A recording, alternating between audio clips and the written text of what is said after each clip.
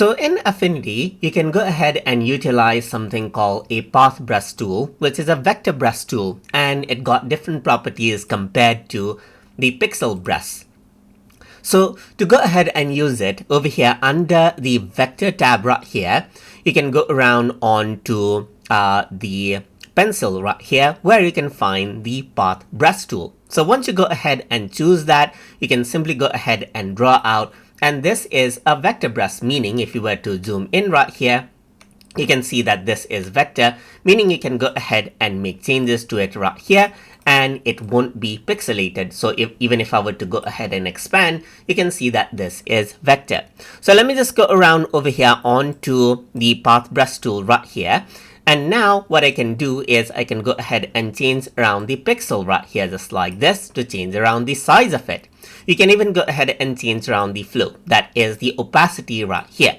So you can go around over here onto the color picker, choose a color right here just like this, and what happens is that that particular color will be applied. You can go around over here and this is what you have, as you can see. And as I draw, you can see that it smoothens out the overall line as well, because this is vector. So if I were to go to more right here, you can see that I can change around the brush width. I can change around the size variance right here, just like this, and change around the opacity variance as well to get a particular style. So you can see that I can make it pressure sensitive or velocity sensitive right here, just like this. So if I were to go ahead right here, this is what you have. But let me just go around over here onto more, and let's say I'm going to set to none right here, just like this. So let's change around the size variation right here. So this only works with pressure sensitive option. Then let me just go to velocity right here, just like this. And then as I do that, you can see that I can go ahead and draw it out accordingly right here. But still, you need the pressure sensitive for that. There's the velocity inverse right here as well, just like this, as you can see right here. So now, apart from that, you can go around over here and then let's say, for example, go to stabilizer as well, and then utilize the line stabilizer. You can go ahead and change around the stabilizer, and you can see that you can go ahead and pull something like a rope right here, and then go ahead and make something like right here.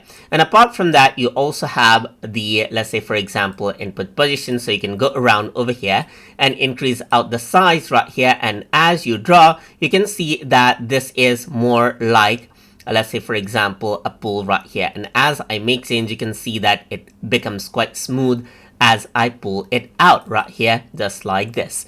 So apart from that, you can also go ahead and change around, let's say, for example, the blending mode right here for the brush. So I can go around over here and change around the color, let's say, for example, and then click and drag around right here.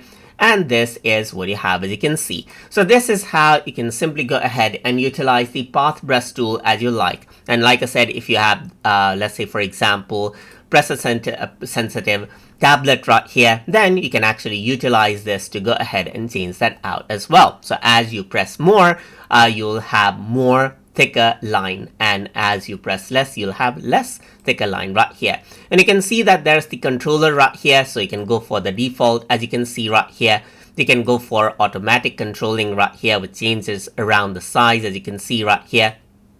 You can go for pressure, which is good for pressure sensitive tablets, and if you were to go for velocity, then you can see that you can go for velocity sensitive tablet right here, just like this. And then you can go around over here and then choose none to go ahead and work around with the default. So that is how you can work around with the path brush tool to draw out as you like in vector inside of Affinity. So I hope you guys learned something as always. And as always, please like, comment, share, and subscribe.